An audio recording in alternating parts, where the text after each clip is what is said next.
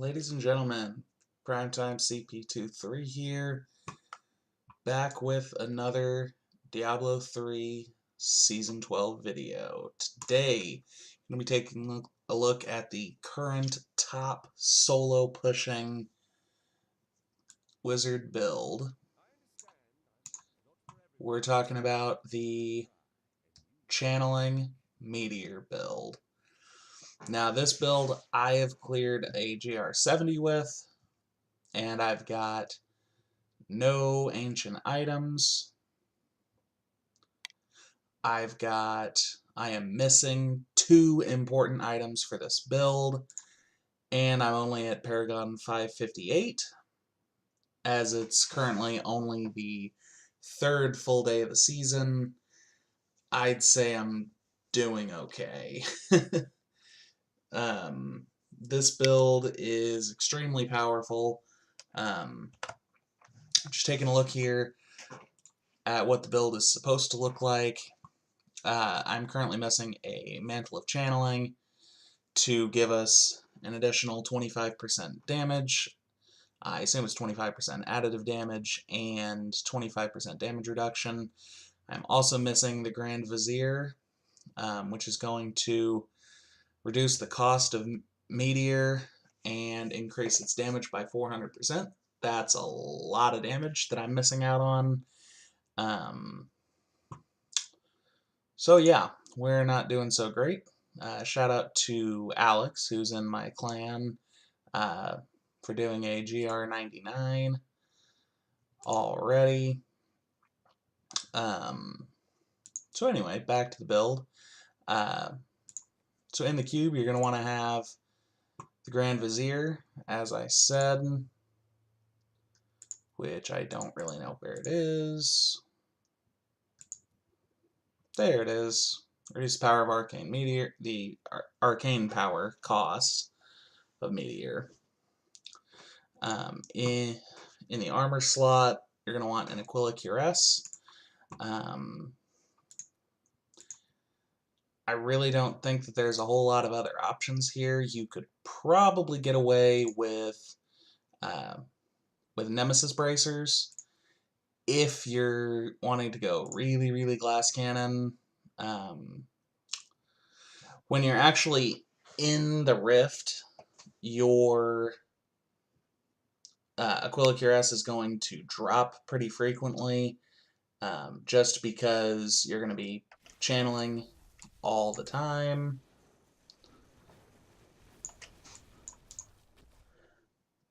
And then finally, we've got the Halo of Karini, so that you take 80% less damage for 5 seconds after Storm Armor electrocutes an enemy more than 15 yards away.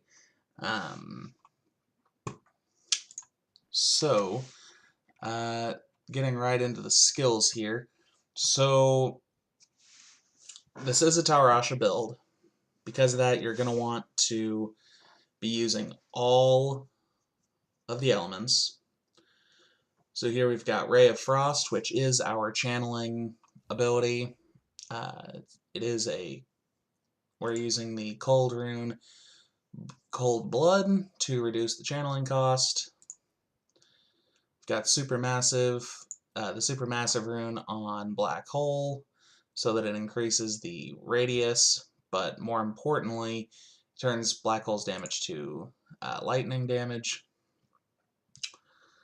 For our third damage ability, we're using Teleport with the Calamity rune, so that when you land from teleporting, it casts Wave of Force and stuns enemies.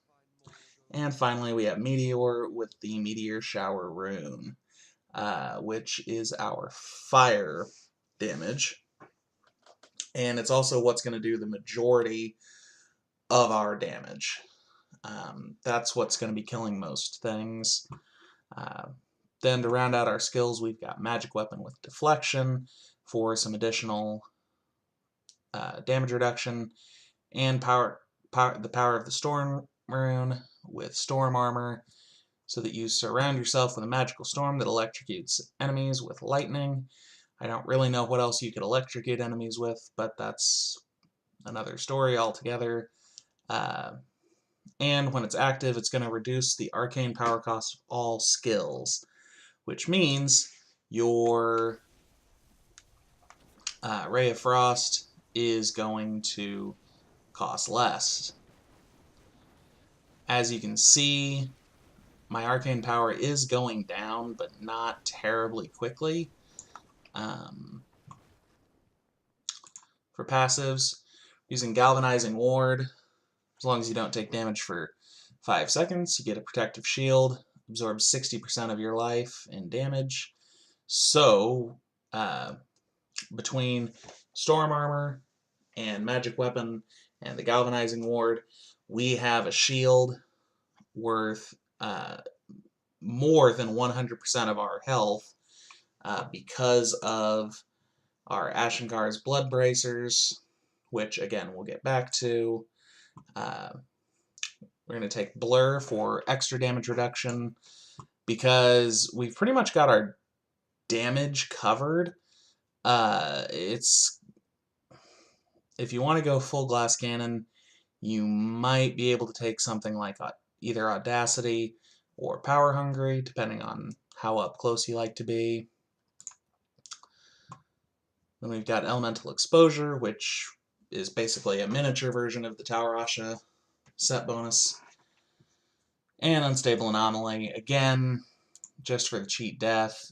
Again, if you want to go full glass cannon, you could probably use something like Illusionist instead to keep your teleport up more often, make the build more mobile. I highly recommend against it, but do what you would like.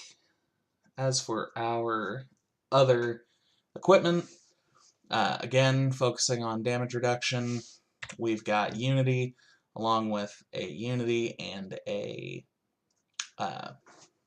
follower token that prevents our follower from dying for basically a 50% damage reduction. Again, we've got Ashengar's Blood Bracers, and then we've got the 6-piece bonus for the tal-rasha, tal-rasha's Elements set.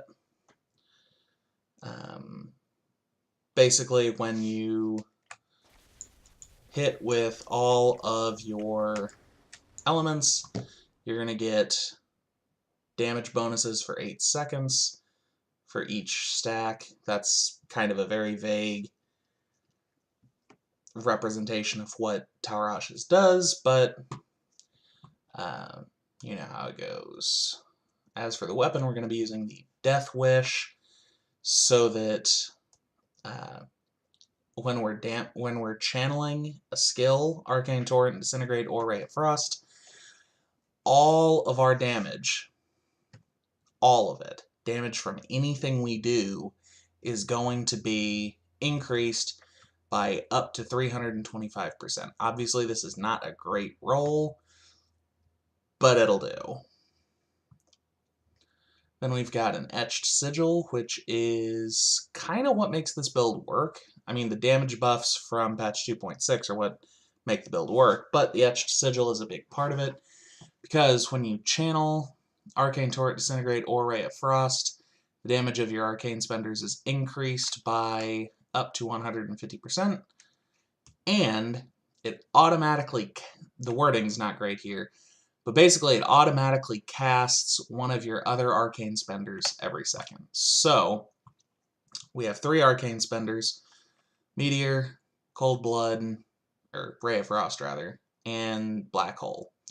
So, when you first come in, my understanding is that whatever was cast the least recently is what it's going to automatically cast when you're channeling. So, if you Black Hole, then start channeling, well, no, it automatically popped another one of those first. Black Hole.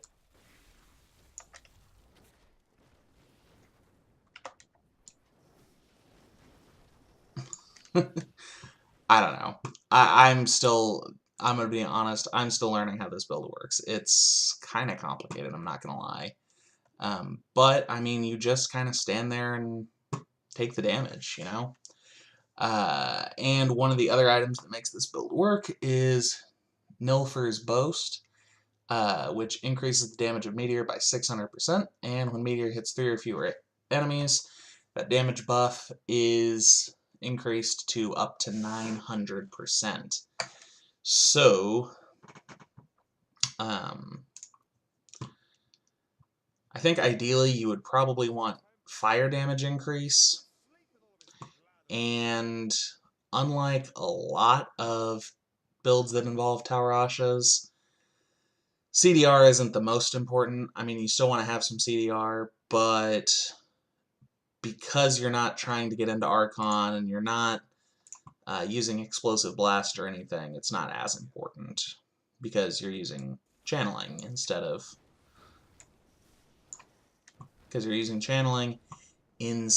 of a cooldown. So that's basically the gameplay here. So I'm going to jump into a quick rift. We'll just do a 55 real quick. This is not going to be a great build for speed farming because you're not nearly mobile enough. You have to literally stop to do damage so that you can cast.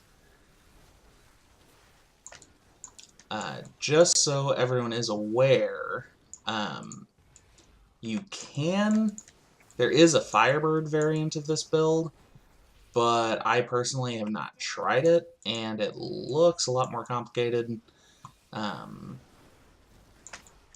essentially, with the Firebird variant, because of the Firebird set, you essentially need to drag elites with you everywhere you go, rather than just killing them off in place.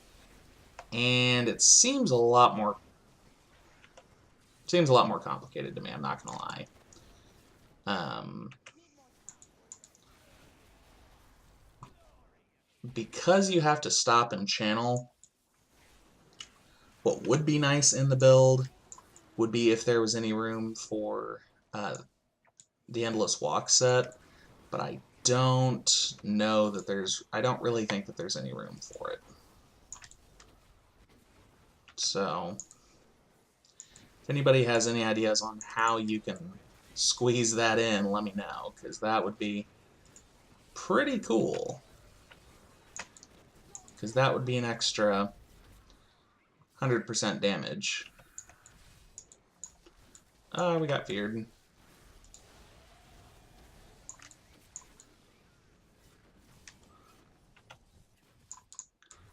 Go ahead and grab that shield.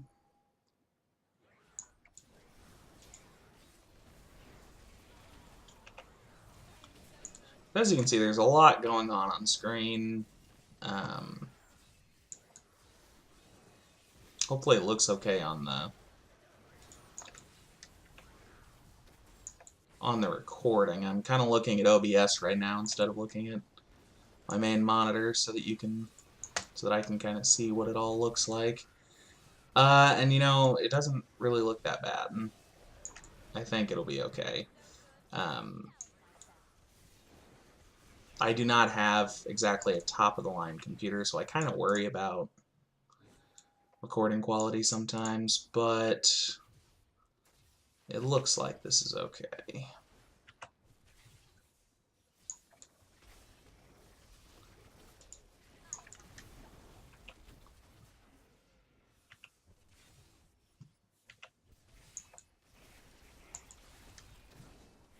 I mean, as you can see, it doesn't really go that fast because you do have to stop and channel. You don't exactly have unlimited teleports like with Archon builds and things of that nature. So it does take a little bit longer to get around the rift.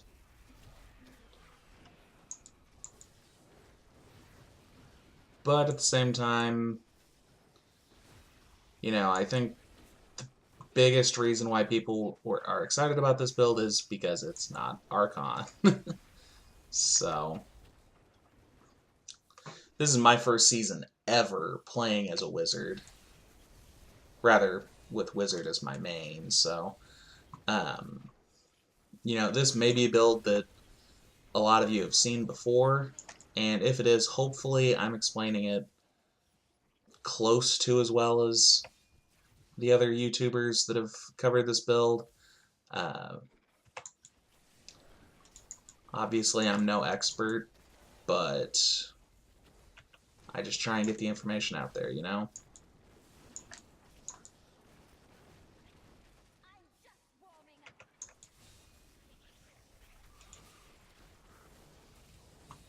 Obviously, if you prefer, you could use one of the other channeling abilities. You could use uh, either Arcane Torrent or Disintegrate. Personally, I just like Ray of Frost best as my main channeling spell because it seems to me, whether this is actually true or not, I don't know, but I haven't done very much testing with anything other than Ray of Frost, so. But I believe Ray of Frost has the lowest channeling cost. And since it's not really the channeling spell that does the damage, I think that's definitely a plus.